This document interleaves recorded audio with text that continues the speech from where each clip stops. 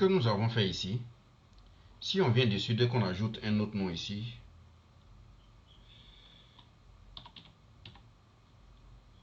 n'importe quoi, je vais mettre ici Franck, ok, Franck Bella, ok. Si je mets un nouveau nom comme ça, vous voyez que dans la validation de données ici, on ne peut pas avoir le nouveau nom que je viens d'ajouter. Ok. Donc si c'est une liste déroulante où la source là va accroître avec le temps, il faut penser autrement. Donc j'enlève la ligne que je viens d'ajouter. Et je suis dans la validation des données ici. Cette fois-ci, je vais changer les règles. Mais bien avant, je vais mettre ce tableau là sous forme de tableau. Parce que ça, c'est une plage de données. On a juste mis les bordures. Ok. Donc, ce que je fais, la première étape, je vais transformer ma liste en tableau. Donc, je sélectionne une cellule n'importe où. Et je viens ici, dans l'onglet accueil, je vais transformer. On dit mettre sous forme de tableau. Donc, je sélectionne et je choisis un modèle n'importe. Ok. Je clique sur OK. Donc là, j'ai ma liste qui est sous forme de tableau. Ce que je vais faire maintenant, deuxième étape, c'est que je vais renommer la colonne ici.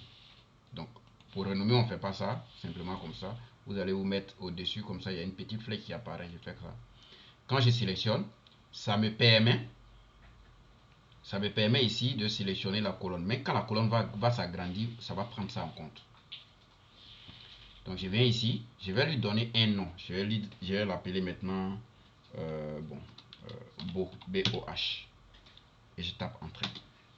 Donc il a validé. Désormais, cette liste, le tableau a son nom et à l'intérieur, on a Beau, qui est la colonne qui est là. Donc qu'est-ce que je vais faire? Je vais venir maintenant dans mon tableau ici.